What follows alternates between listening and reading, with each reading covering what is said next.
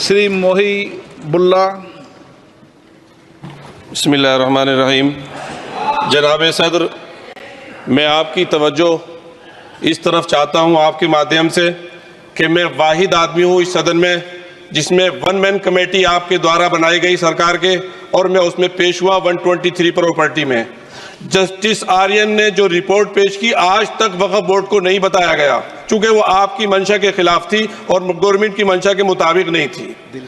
123 property में जब मंशा के खिलाफ हमारे नहीं आई, मंशा के मुताबिक नहीं आई, तो हमने 2 मैन कमेटी बनाई और 2 मैन कमेटी ने भी कोई रिपोर्ट वक्फ बोर्ड को नहीं दी, जबकि वक्फ एक्ट जो है 1995 जो है वो पार्लियामेंट से पास शुदा है कि हम पार्लियामेंट के जो एहतराम है उसका नहीं कर रहे, उसके हुकूक का। इसी तरह से सर सूबाई हुकूमतों को इख्तियार दिया गया। सर हिंदू एंडोमेंट में जो कर्नाटका और तमिलनाडु में है वहां कोई मुस्लिम नहीं हो सकता, और 26 में आर्टिकल 26 का वायोलेशन है। 4 धाम में ये लिखा हुआ वाज़े तौर पर कि सिर्फ हिंदू होगा। बिहार उड़ीसा में भी यही लिखा हुआ है। पंजाब हरियाणा में गुरुद्वारा प्रबंधक कमेटी में सिर्फ सिख होगा ओनली, और ये उनका अधिकार है जिसको माना गया है। लेकिन मुस्लिम के साथ में यह अन्याय क्यों है? और सुन लीजिए सर मैं आपकी तवज्जो के चाहता हूं, दुनिया का सबसे पहला वक़्फ़ खाने काबा मक्के में है। क्या हम उसके ऊपर भी सवाल उठाएंगे कि वहां पर भी हमारा कोई हिंदू भाई हो?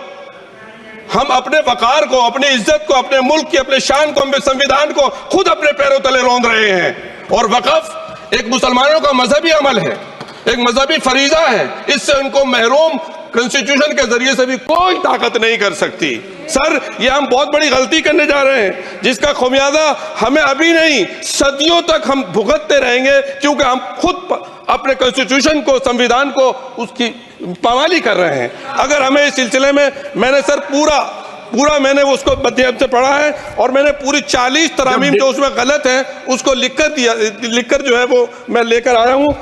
सर इसके जरिए से सरकारी अमले को बाज़ाब्ता तौर पर यह हक आखिर तो कलेक्टर को दिया जा रहा है, सर्वे कमिश्नर के इख्तियारात खत्म किए जा रहे हैं। आखिर सर्वे कमिश्नर भी तो गवर्नमेंट ऑफ इंडिया का होता है। सर ऐसे कैसे कर सकते हैं हम?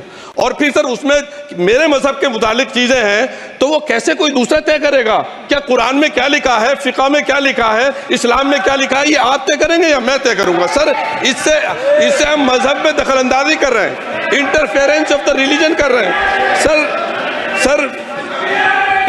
इस तरह के कवानीन से मुल्क की शाख को नुकसान पहुंचेगा।